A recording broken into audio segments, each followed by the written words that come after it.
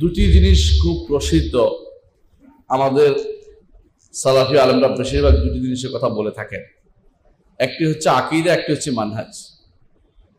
একটি হচ্ছে আকীদা, আরেকটি হচ্ছে মানহাজ। দুটি জিনিস কেন বলে থাকেন? আকীদা জিনিসটা ঈমানের সাথে রিলেটেড। আকীদা শুধু ঈমানের সাথে রিলেটেড। আকীদা শুধু ঈমান। ঈমান বুঝছেন? ঈমান বিল্লাহি ওয়া মালাইকাতিহি ওয়া কুতুবিহি ওয়া রুসুলিহি ওয়াল ইয়াউমিল আখির ওয়াল কদরি খাইরিহি ওয়া শাররিহি। এটা হচ্ছে ৬টি জিনিসের হচ্ছে আকীদা সংশ্লিষ্ট। এটার সাথে জড়িত হয়ে পড়ে এমন কিছু নিয়ম নীতি আছে, যে নিয়ম নীতিগুলি ফলো না করলে আপনার আকীদাটা শুদ্ধ হয় না। সেটার নাম হচ্ছে মানহাজ। আল্লাহ তাআলা কোরআনে কারীম বলেছেন, লিকুল্লিন জাআলনা মিনকুম শিরআতাম ওয়া মিনহাজা। তোমাদের প্রত্যেকের জন্য শরঈ কিছু নিয়ম বেঁধে দিয়েছি, আবার কিছু মানহাজও দিয়েছি। মানহাজটা কি? মানহাজ হচ্ছে পথ। মানহাজ হচ্ছে পথ। যদি আমি বুঝাই একটা জিনিস, সেটা হচ্ছে আপনি যে জিনিস বাস্তবায়ন করতে যাচ্ছেন, যে জিনিস করতে যাচ্ছেন, এই করার যে কাজটি করবেন, ওই কাজটির জন্য যে কাজটা সঠিকভাবে তার লক্ষ্যে পৌঁছার জন্য যে নিয়ম নীতি করবেন, সেটাই হচ্ছে মানহাজ। আপনার কাজ লক্ষ্যে পৌঁছার পথে যদি কোনো রাস্তা হারিয়ে যায়, তো আপনি মানহাজ রাস্তা হারিয়ে ফেলেন। হয়তো অনেকের নিয়ত ঠিক আছে, কিন্তু আপনি নিয়ত ঠিক থাকলেই সব পাওয়া যায় না। নিয়ত ঠিক থাকলে সব পাওয়া যায় না। আমরা একটা উদাহরণ দিয়ে থাকি সবসময়। আব্দুল্লাহ ইবনে মাসউদ রাদিয়াল্লাহু আনহু একদিন তিনি তার ঘরে বসা ছিলেন। এমন সময় আবু মুসা আশআরী রাদিয়াল্লাহু আনহু আসলেন। এসে বললেন যে, আবু আব্দুর রহমান, অর্থাৎ আব্দুল্লাহ ইবনে মাসউদের কথায়, আবু আব্দুর রহমান, আমি মসজিদে কিছু লোককে দেখেছি যারা বলতেছে ১০০ বার সুবহানাল্লাহ পড়ো, ১০০ বার আলহামদুলিল্লাহ পড়ো, ১০০ বার আল্লাহু আকবার পড়ো। এটা কি খারাপ কাজ নাকি? খারাপ কাজ নাকি? ভালো কাজ না? ভালো কাজ।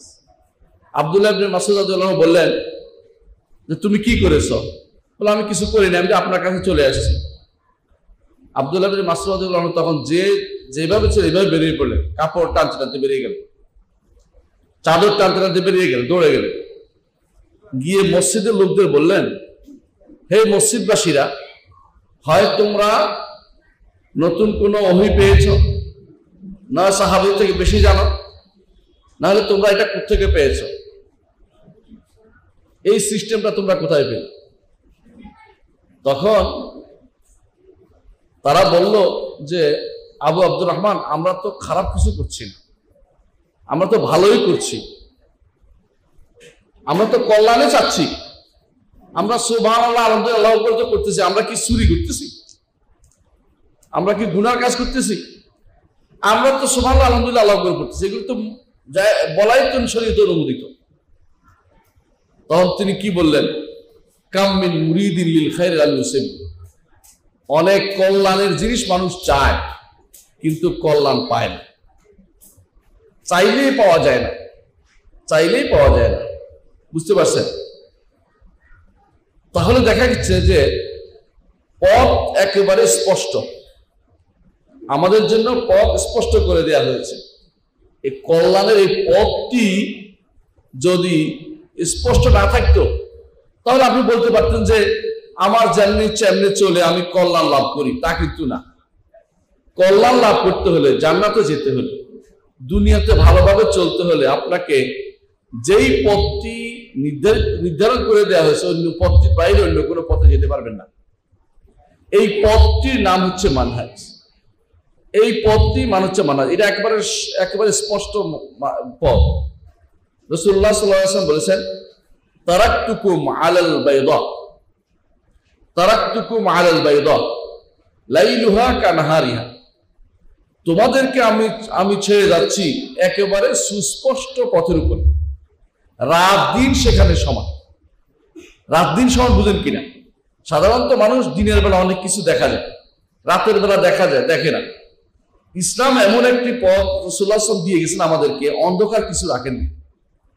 আপনি ইবাদত কিভাবে করবেন তা বলে দিয়েছেন, কি আকীদা বিশ্বাস করবেন তা বলে দিয়েছেন, কিভাবে আত্মশুদ্ধি করবেন তাও বলে দিয়েছেন, কিভাবে আল্লাহর পথে দাওয়াত দিবেন তা বলে দিয়েছেন, কিভাবে আরেকজনের সমালোচনা করবেন তা বলে দিয়েছেন, কিভাবে আপনার আখলাক চরিত্র নির্ধারণ করবেন তাও বলে দিয়েছেন।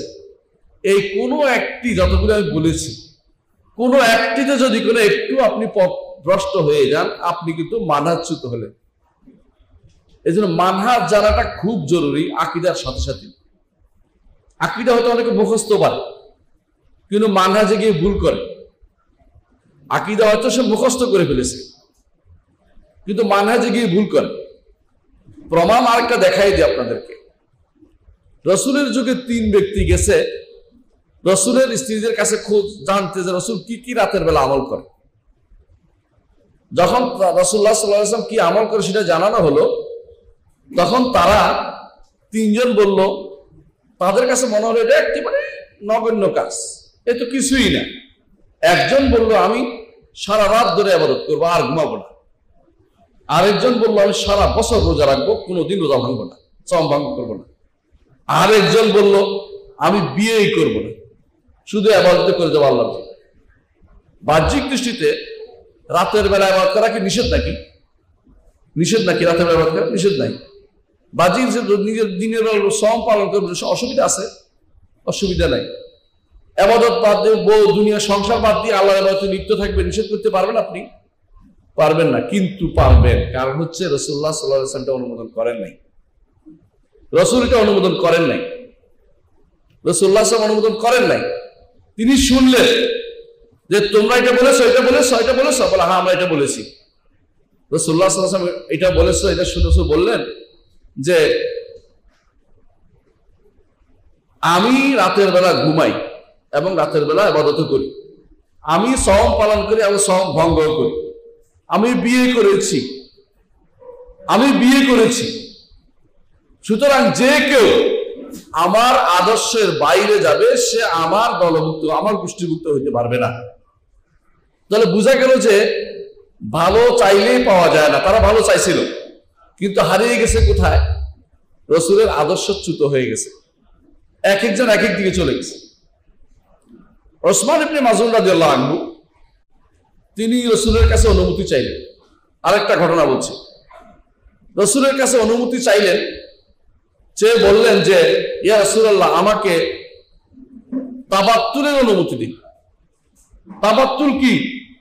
দুনিয়া বিমুখ হয়ে যাব, শুধু আখিরাতমুখী হয়ে মসজিদে পড়ে থাকবো, আর কিছু করব না। আমরা আর কিছু করবো না, শুধু আল্লাহমুখী হয়ে পড়ে যাবো, সবকিছু শেষ করে দিয়ে। রাসূলুল্লাহ সাল্লাল্লাহু আলাইহি ওয়াসাল্লাম তাকে অনুমতি দিলেন না।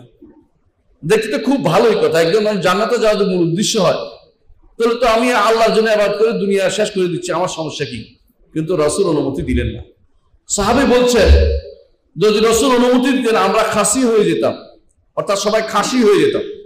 খাসি বুঝছেন তো, ছাগল খাসি করার মতো। কিন্তু রাসূল অনুমতি দেননি। আরেকটা উদাহরণ দিই। রাসূলুল্লাহ সাল্লাল্লাহু আলাইহি ওয়াসাল্লাম তিনি আলী ইবনে আবি তালিবকে বলেছিলেন যে আলী, আজ আমি যুদ্ধ করছি কোরআনকে প্রতিষ্ঠা করার জন্য, কোরআনের ব্যাখ্যা করার জন্য, মানুষকে বোঝানোর জন্য আজ আমি যুদ্ধ করছি। এমন একটা সময় আসবে তুমি যুদ্ধ করবে কোরআনের অপব্যাখ্যা ঠেকাতে, কোরআনের অপব্যাখ্যা ঠেকাতে তুমি যুদ্ধ করবে। তাহলে দেখা যাচ্ছে অপব্যাখ্যা হবে, এটা রাসূলুল্লাহ সাল্লাল্লাহু আলাইহি ওয়াসাল্লাম কিন্তু বলে দিয়েছেন আমাদেরকে, এবং সেটার বিরুদ্ধে যুদ্ধ করবে বলছে আলীকে। এবং আলী রাদিয়াল্লাহু আনহু সে যুদ্ধ করেছেন কাদের বিরুদ্ধে? খারিজিদের বিরুদ্ধে। খারিজিদের বিরুদ্ধে। তারা কোরআন পড়তো, কোরআন পড়তে পড়তে তাদের এমন অবস্থা ছিল যে তাদেরকে বলা হতো কোরআ, পাঠক। শুধু পাঠক নয়, কোরআন পড়তে পড়তে এমন অবস্থা হতো ওই জায়গায় কেউ গেলে বলতো যে গুনগুন শুধু কোরআনে আওয়াজ শোনা যায়। এক একজনের শুধু কোরআন পড়তো আর পড়তো। এক একজনের সালাত আদায় করতো, দিন রাতে 1000 রাকাত সালাত আদায় করতো। এত বেশি সালাত আদায় করতো। কিন্তু এত কিছুর পরেও তাদের বিরুদ্ধে আলী রাদিয়াল্লাহু আনহু যুদ্ধ করলেন কেন? দেখতে তো ভালোই, কোরআন পড়তেছে, তারপরে হাদিস পড়তেছে, রাসূলের কথা বলতেছে, সালাত পড়তেছে, কোরআনের বাস্তবায়নের জন্য জান দিয়ে ফেলতেছে, কোরআনের আইন বাস্তবায়ন করবে, বলছে ইনুল হুকমু ইল্লা লিল্লাহ, আল্লাহর বিধান ছাড়া আর কিছু চলবে না। কে বলেছে? খারেজিরা বলেছে। কোরআনে আছে এটা, আয়াত এটার ব্যাখ্যা করেছে। কি জন্য ব্যাখ্যা করলো? যখন মুআবিয়া রাদিয়াল্লাহু আনহু এবং আলী রাদিয়াল্লাহু আনহুর মধ্যে সালিশ হলো, তখন কেন মুগিরা ইবনে শুবা, কেন তাকে আবু মুসা আশআরী ওনাদেরকে কেন মাধ্যম মানা হলো, কেন আমর ইবনে আসকে মাধ্যম মানা হলো, সালিশ মানা হলো? তখন তাদের মধ্যে এটা পছন্দ হয়নি। কেন? তারা বলে ইনিল হুকমু ইল্লা লিল্লাহ, বিচার তো কেবল আল্লাহই করবে, তোমরা বিচারের ভার মানুষকে দিয়েছো, তোমরা তো কাফের হয়ে গেছে, নাউযুবিল্লাহ, তোমাদেরকে হত্যা করা জায়েজ হয়ে গেছে। এই জন্য তারা তিনজন সিদ্ধান্ত নিল, আব্দুর রহমান ইবনে মুলজিম আর দুইজন সিদ্ধান্ত নিল যে এক রাত্রিতে তিনজনকে শেষ করে ফেলবে। একজন হচ্ছে আলী রাদিয়াল্লাহু আনহু, একজন হচ্ছে আমর ইবনে আস, আরেকজন হচ্ছে মুআবিয়া ইবনে আবি সুফিয়ান রাদিয়াল্লাহু আনহু জামিআন। এদেরকে তারা শেষ করে ফেলবে। ঘটনাচক্রে একজনের গায়ে লেগেছে আঘাত, কিন্তু তিনি পালাইছেন। আরেকজনের সেদিন সকালবেলা মসজিদে আসেনি অসুস্থতার কারণে, আর আলী রাদিয়াল্লাহু আনহু তার স্বাভাবিক নিয়মে আসছেন, এই জন্য তাকে আল্লাহর রাস্তায় শহীদ করে দেওয়া হয়েছে। কারা করছে? যারা কোরআন পড়তো, যারা কোরআন পড়তো বেশি বেশি, যারা দিনে রাতে 1000 সালাত পড়তো, এরা আলী রাদিয়াল্লাহু আনহুকে হত্যা করছে। এবং বলতেছে তারা গর্ব করে যে এই আঘাত আল্লাহ সন্তুষ্টির জন্য করা হয়েছে। নাউযুবিল্লাহ। বুঝছেন তো? জান্নাতি একজন সাহাবী, রাসূলের জামাই, রাসূল বলেছেন যার সম্পর্কে, যাকে আল্লাহ পছন্দ করে, আল্লাহ রাসূল পছন্দ করে, এই ব্যক্তিকে তারা হত্যা করে তারা জান্নাতের আশা করছে। এই ব্যক্তিকে হত্যা করে তারা জান্নাতের আশা করছে। কারণ কি? তারা তো কোরআনও পড়ছে, তারা তো এই কেন সিস্টেমে গেল তারা? কারণ তারা মানহাজে বিভ্রান্ত ছিল, বুঝার ক্ষেত্রে বিভ্রান্ত ছিল।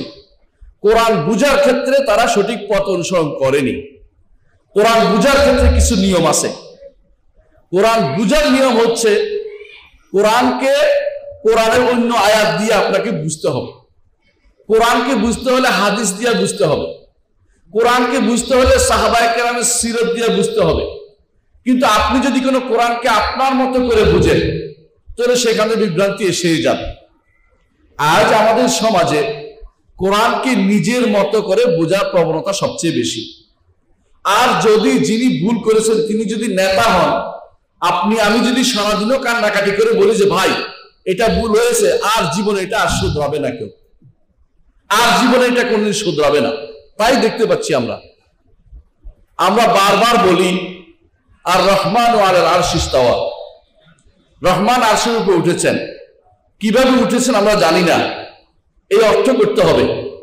দেখবেন কিছু তাফসীরের মধ্যে এগুলির অর্থ করা হয়েছে রহমান পৃথিবী জগৎ সৃষ্টির কর্তব্য নিলেন, কর্তব্য হাতে নিলেন, বানাই নতুন একটা অর্থ বানাই ফেললেন। কর্তৃত্ব তিনি তার কর্তৃত্বাধীন করলেন। এটা যে মুতাজিলাদের মত, এটা যে জাহমিয়াদের মত, এটার বিরুদ্ধে সলফে সালেহীন হাজার হাজার পৃষ্ঠা লিখেছে। এই জ্ঞানটুকু তাদের নেই, কারণ তারা মানহাজে বিভ্রান্ত। দেখা যাচ্ছে সলফে সালেহীন যখন দেখেছে যে তাকদীর অস্বীকারীদের, প্রথম তারা তাকদীর অস্বীকার করেছে, মানে যখন ফেরকা হিসেবে বের হয়েছে ইসলামের মধ্যে প্রথম ফেরকা বের হয় খারেজিরা, তারপর বের হয় শিয়ারা, তারপর বের হয় কাদেরিয়ারা তাকদীর অস্বীকারীরা, তারপর বের হয় জাবরিয়ারা, এভাবে গোষ্ঠী। এরপরে মুতাজিলারা বের হয়, এরপরে বের হয় কুল্লাবিয়া ফেরকা, এরপরে বের হয় আশআরী ফেরকা, এরপরে বের হয় মাতুরিদি ফেরকা, এরপরে মুরজিয়া ফেরকা। এইগুলি যে বের হয়েছে, এগুলি কেন বের হলো? কারণ যখনই তারা বিশুদ্ধ আকীদা প্রতিষ্ঠা করতে যাইয়া ভুল পথে চলেছে, তখনই তারা ভুলে চলে গেছে এবং তখন মানহাজ বিশুদ্ধ বরবাদ করে ফেলেছে। সাহাবায়ে কেরাম যে আকীদায় ছিলেন, কোরআনের আকীদা সেটা, রাসূলের হাদিসের সেটা আকীদা, সে আকীদার উপরে আমাদের ইমামরা চলে গেছেন, 4 ইমাম। সে আকীদার উপরে ছিলেন হাদিস গ্রন্থের 6 হাদিস গ্রন্থকার। এর বাইরে মুহাদ্দিসিনরা সবাই, সমস্ত মুহাদ্দিসিনরা এই একই আকীদার উপর ছিল। এই জন্য এই আকীদাকে বলা হয় আকীদাতু আহলুল আসার, আকীদাতু আসহাবুল হাদিস, আকীদাতু হাদিস যারা অনুসারী তাদের আকীদা এটা। হাদিস কেন অনুসরণ করতে হয়? কারণ কোরআন হাম্মাল, বহু অর্থ বহন করে, হাদিস দিয়ে সেটা নিয়ন্ত্রণ করতে হয়। আব্দুল্লাহ ইবনে আব্বাস রাদিয়াল্লাহু আনহু তিনি একদিন আলী রাদিয়াল্লাহু আনহুকে বললেন যে আমাকে একটু খারজিদের সাথে কথা বলতে দেন, খারজিদের সাথে আমাকে একটু কথা বলতে দেন, দেখি এদেরকে ফিরিয়ে আনতে পারে কিনা। আলী রাদিয়াল্লাহু আনহু, আপনি আমাকে একটু সময় দেন, আমি এদের সাথে কথা বলতে চাই। তখন আলী রাদিয়াল্লাহু আনহু বললেন, তুমি তাদের কাছে যাবে, তোমার কাছে অনুরোধ থাকবে একটা কোরআন দিয়ে দলিল দিও না, তাদেরকে হাদিস দিয়ে দলিল দিবা, আর রাসূলের সিরাত দিয়ে দলিল দিবা, রাসূলের জীবনী থেকে দলিল দিবা। কারণ কোরআনকে অপব্যাখ্যা তারা করবে, ভিন্ন পথে ভিন্ন খাতে প্রবাহিত করবে। হাদিস যদি তুমি পাও, তাদেরকে বিশুদ্ধ হাদিস দিয়ে দলিল দাও, তারা আর এদিক সেদিক করতে পারবে না। তখন আব্দুল্লাহ ইবনে আব্বাস বললেন, আমি জানি তাদের কি বলতে হবে। তিনি গিয়ে বললেন যে তোমাদের কি অভিযোগ বলো তো। একজন দাঁড়িয়ে বলল, আমাদের অভিযোগ হচ্ছে কেন আপনারা সালিশ বানালেন, অর্থাৎ সিফিনের যুদ্ধে আপনারা সালিশ কেন বানালেন, অথচ আল্লাহ বলছে ইনিল হুকমু ইল্লা লিল্লাহ, আল্লাহ বিচার করবে। তখন তিনি বললেন, আচ্ছা ঠিক আছে, তোমরা রাসূলের জীবনী থেকে দিলে মানবে তো? বলে হ্যাঁ মানি। রাসূলুল্লাহ সাল্লাল্লাহু আলাইহি ওয়াসাল্লাম তিনি হুদায়বিয়ার সন্ধিতে কি সালিশ মানছিলেন কি মানেন না? বলা হ্যাঁ মানছিলেন, হ্যাঁ তিনি মানছিলেন। তাহলে এখন বলো রাসূল কি বলবো তোমরা? কিছু লোক উঠে চলে আসছে, কয় যে ভুলের উপর আসছিলাম এতদিন, আলহামদুলিল্লাহ আমরা ভুল করেছি, চলে আসছি। আরেকজন দাঁড়িয়ে বললেন, গনিমতের মাল কেন দেয়া হলো না আমাদেরকে? গনিমত হচ্ছে আলী রাদিয়াল্লাহু আনহু এবং মুআবিয়া রাদিয়াল্লাহু আনহু যুদ্ধ হচ্ছে, যুদ্ধের গনিমতের মাল চায় তারা। কেন আল্লাহ বলছে ওয়ালামু আন্নামা গানিমতুম, আল্লাহ যা গনিমত তা ভাগ করো ভাগ করো ভাগ করো, কিন্তু জানে না, মাসালা মোটেই জ্ঞান নাই। তখন তিনি বললেন যে মুসলিমরা যদি যুদ্ধ করে সেখানে গনিমত হয় না, তোমরা ভুলের উপর আসো, মুসলিমদের যুদ্ধে গনিমত হয় না, গনিমত হয় মুসলিম এবং কাফেরের যুদ্ধে, সেই যুদ্ধে গনিমত হয়, মুসলিমদের যুদ্ধে গনিমত হয় না। বলে প্রমাণ আল্লাহ বলেছে ওয়া ইন তায়ফাতান মিনাল মুমিনিনা ইকতাতালু ফাআসলিহু বাইনাহুমা বিল আদল, মুমিনদের দুইজনের মধ্যে যুদ্ধ হলে ইসলাহ করতে বলেছে, এখানে গনিমতের কথা আল্লাহ বলে নাই।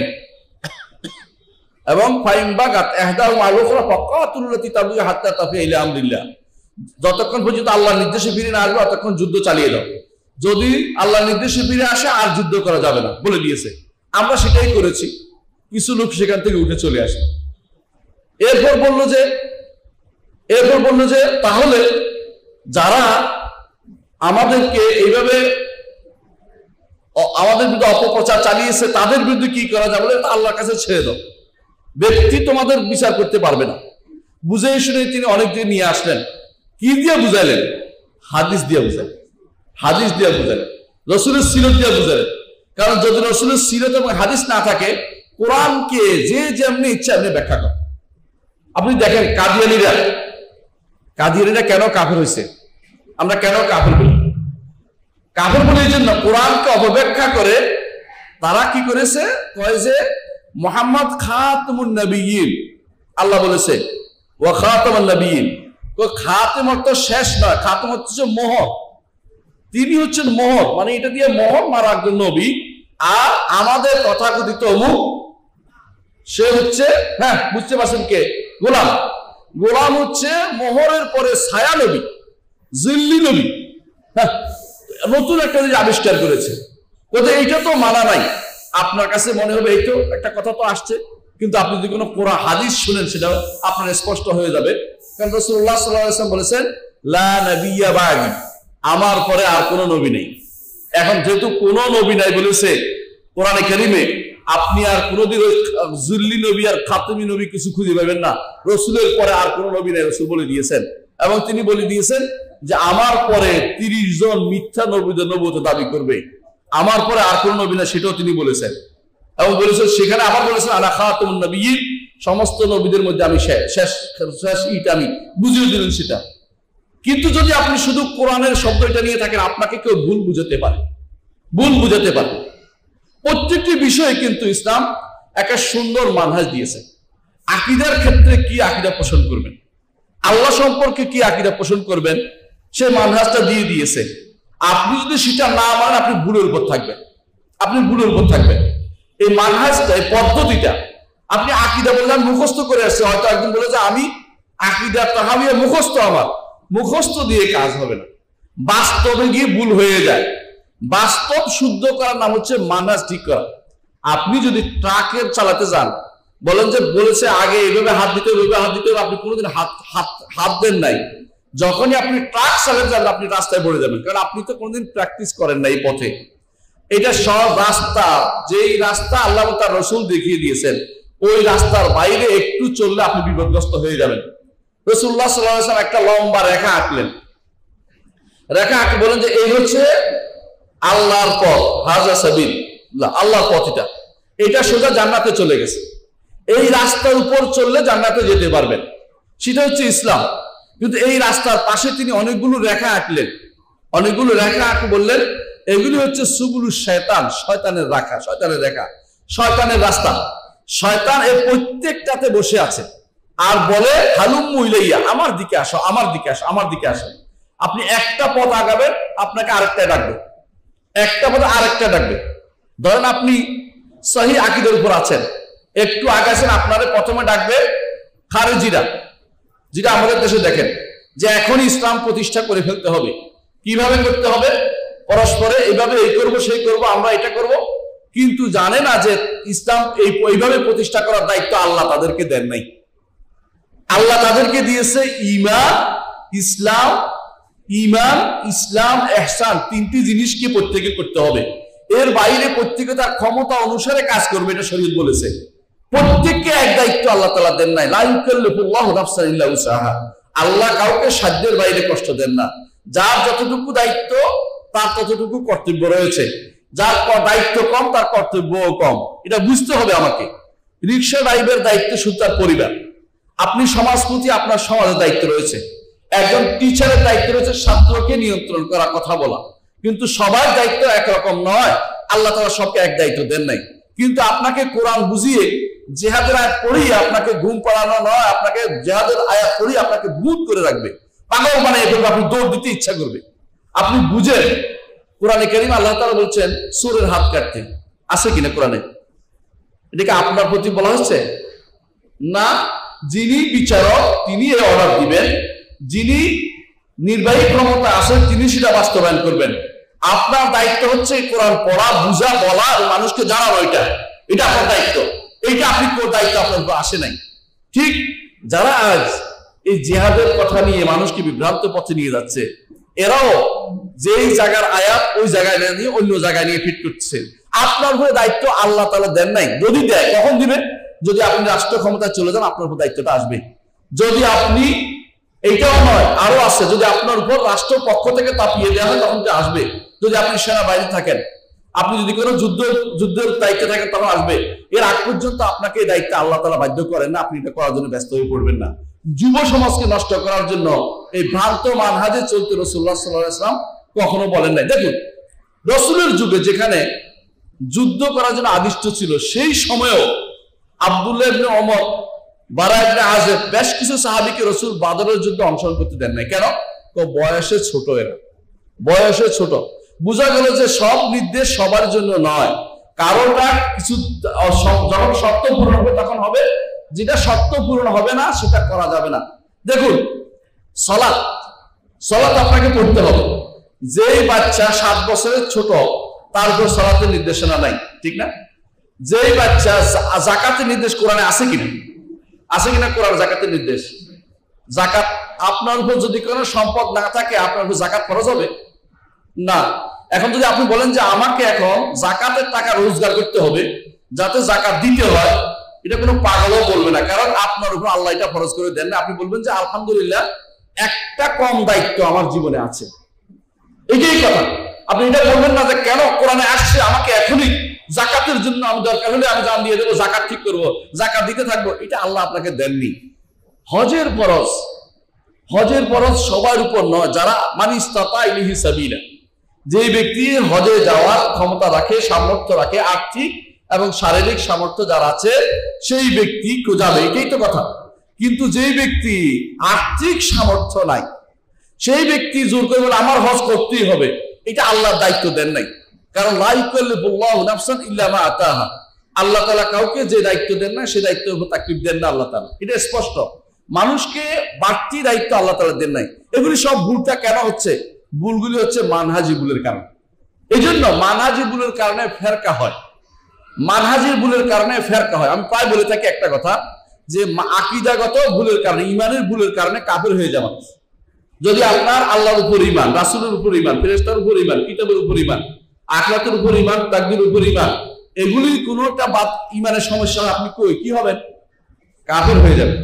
যদি ইসলামের কোনো বিষয় আপনি মানতে অস্বীকার করেন, কি হবেন? কাফের হয়ে যাবেন। আল্লাহর বিধান অস্বীকার করলে কি হবেন? কাফের হয়ে যাবেন। কিন্তু একটু খেয়াল করেন জিনিসটা, এগুলিতে আপনি কাফের হয়ে যাবেন আপনি, কিন্তু যদি আপনি ভুল করেছেন, একটা জিনিস ভুল বুঝছেন, যেমন কিছু মানুষ আছে কবিরা গুনাহকারীকে এখন তারা কাফের বানিয়ে ফেলতেছে। বর্তমান যুগে কিছু ডাক্তার এবং তার কিছু অনুসারী বক্তা, তারা কবিরা গুনাহকারী যে ব্যক্তি জাহান্নামে যাবে আর বের হবে না বলে। নাউযুবিল্লাহ। কেন এটা বলছে? হাদিস মানে না দেখে। হাদিসে আছে রাসূলুল্লাহ সাল্লাল্লাহু আলাইহি ওয়াসাল্লাম বলেছেন যে আমার একটি, আল্লাহ তাআলা আমাকে একটি জিনিস দিয়েছেন, আমি এটা রেখে দিয়েছি, হাসরের দিন কাজে লাগাবো। একটি দোয়া, সেই দোয়াটি হচ্ছে এটা, যে আমার সুপারিশ, এটা হাসরের দিন যে ব্যক্তি শিরিক করে নাই কিন্তু কবিরা গুনাহ করেছে আমার উম্মতের মধ্যে, তাকে পাবে, তার জন্য আমি রেখে দিয়েছি। কিন্তু তারা বলে যে ব্যক্তি একবার জাহান্নামে যাবে সে বের হইতে পারবে না। এই ভুলটা কেন হলো? বুঝার ভুল। এই কারণে সে কোথায় চলে গেল? খারিজিদের সাথে চলে গেল। এই কারণে সে কোথায় চলে গেল? মুতাজিলাদের সাথে চলে গেল, চলে গেল। আরেক গোষ্ঠী কিভাবে ভুল করে দেখেন। ঈমান অর্থ কি? ঈমান অর্থ কি? এটা বুঝছে? ঈমান অর্থ স্বীকৃতি দেয়া, বিশ্বাস করা, শুধু বিশ্বাস করা না। এটা একটা ভুল আমাদের সমাজের। এই যে বিশ্বাস করে চলে গেছে, এই জন্য আর ঈমান আনলে আর নামাজ পড়া লাগে না, আর কিছু করা লাগে না, কারণ বিশ্বাস ঠিক আছে, দুনিয়ার অন্যায় করে। এই ভুলটা কোত্থেকে আসছে জানেন? আমাদের সমাজে মাতুরিদি আশারি আকীদা একেবারে ঘরের মানে মনের ভিতরে ডুবে গেছে। যারাই পড়েছে আকায়েদে নাসাফিয়া পড়েছে, তাদের আকীদা আশুদ্ধ হওয়ার মতো নয়, এমন অবস্থা হয়েছে। এই ভুলের কারণে আপনার অন্তরের ভিতরে আছে যে ঈমান অর্থ বিশ্বাস করা, আমল না হলে কোনো সমস্যা নাই। এই জন্য আপনি আমল করছেন না, আপনি মনে করছেন আমার ঈমান ঠিক আছে। এই জন্য বেশিরভাগ মানুষ মুরজিয়া হয়ে গেছে। এই মুরজিয়া ফেরকা কেন হয়েছে? মুরজিয়া ফেরকা গেছে এই জন্য, কারণ আপনি ঈমান অর্থটা আল্লাহ কি বুঝাচ্ছে, রাসূল কি বুঝাচ্ছে, সাহাবায়ে কি বুঝাচ্ছে, এটা আপনি শুনতে চাননি। আপনি নিজের ঈমান অর্থ নিজের একটা ব্যাখ্যা দাঁড় করিয়ে দিচ্ছেন। এখন আপনি ঈমান অর্থ বুঝছেন যে ঈমান অর্থ শুধু বিশ্বাস, অন্তরের বিশ্বাসের নাম। অর্থ যদি স্বীকৃতি হতো, কি হইতো? অন্তরের স্বীকৃতি, মুখের স্বীকৃতি, কর্মকাণ্ডের স্বীকৃতি, তিনটাই আসতো, তিনটা হতো। অথচ আমি যখন ঈমান অর্থ বিশ্বাস করেছি, অর্থ হচ্ছে এটা যে এখন আমি মানাজ ভুলের উপর চলছি, আমি কিন্তু মুরজিয়া হয়ে গেছি, আমি জানিই না যে আমি কোন দলে চলে গেছি। অর্থাৎ না জানতে জানতে আপনি মুরজিয়া হয়ে গেছেন, অলরেডি মুরজিয়া হয়ে গেছে। দেখুন আরেক গোষ্ঠী আছে, মুআবিয়া রাদিয়াল্লাহু আনহু রাসূলুল্লাহ সাল্লাল্লাহু আলাইহি ওয়াসাল্লাম একজন প্রিয় সাহাবী। রাসূল যাকে দিয়ে ওহী লেখাতেন, যাকে ডেকে আনতেন, লেখাপড়া জানতো এরকম একজন সাহাবী। আপনাদের মধ্যে এমন কিছু গ্রন্থ আছে যে গ্রন্থগুলোর মধ্যে মুআবিয়া রাদিয়াল্লাহু আনহুর সমালোচনা আছে, তার পিতারও সমালোচনা আছে। এমনকি তারা তাদের সম্পর্কে বলে যে জোর করে ইসলাম গ্রহণ করছে। নাউযুবিল্লাহ। এরা আমি এটাই বলবো যে যারা না জানার কারণে সাহাবায়ে কেরামের যারা ইসলাম গ্রহণ করছে আগে কি বলছে ওইটার কথা উঠানো যাবে না। যদি উঠানো যায় শুধুমাত্র ব্যক্তি জানবে, শুধু বর মজলিসে ও আগের কথাগুলো দিয়ে ওই জিনিসটাকে হালকা, গুনাহটাকে হালকা করা যাবে না। কথা বুঝতে পারছেন কিনা? আগে সাহাবায়ে কেরাম এটা করতো, ওইটা করতো, আমরা এখন কিছু করি, এইটা করা যাবে না। জানবেন শুধু যে এই কাজটা হয়েছিল, এই জন্য হাদিসের কিতাবে উল্লেখ থাকে, কিন্তু এটা নিয়ে বর মজলিসে আলোচনা করে মানুষের ভিতরে সাহাবায়ে কেরামের সমালোচনা তৈরি করা নিষিদ্ধ। কারা করেছে প্রথমে সমালোচনা? খারেজিরা করেছে। কারা করেছে? শিয়ারা করেছে। দুই গোষ্ঠী সাহাবায়ে কেরামকে তাকফির করতো, কাফের করতো। এখনো শিয়ারা সবাই সাহাবায়ে কেরামকে 8 জন ব্যতীত অথবা সর্বোচ্চ 10 জন ব্যতীত আর সমস্ত সাহাবীকে তারা ঢালাওভাবে কাফের বলে। আপনি কি মনে করেন আপনাদের যারা সাহাবায়ে কেরামের সমালোচনা করে তাদের ভুলটা কোথায় চলে গেছে? মানহাজি ভুলে চলে গেছে। মানহাজি ভুলে চলে গেছে। ধীরে ধীরে একসময় তারা কাফেরও হয়ে যায়। শিয়াদের মধ্যে কিছু ফেরকা মানহাজি ভুল হতে হতে হতে হতে 72 ফেরকা পার হইয়া 73 ফেরকা যাইয়া 74 ফেরকা, মানে এরপরে কাফের হয়ে গেছে। বুঝছেন কারা এরা? বোহরা। বোহরা বলে, আমার দেশে তাহেরি ফেরকা বলে, চট্টগ্রামে আছে এরা। এর মধ্যে আছে বাহাইরা, এর মধ্যে আছে আগা খানিরা, এই জাতীয় যারা আছে বাবিয়া, এই জাতীয় অনেক ফেরকা আছে, দিন থেকে বের হয়ে গেছে। এরা মুসলিম হিসাবে নাই, কারণ আকীদা আমাদের ওই 6টি যে আকীদার মৌলিক জিনিসে তারা নাই, ওই ইসলামের 5টি জিনিসে তারা নাই।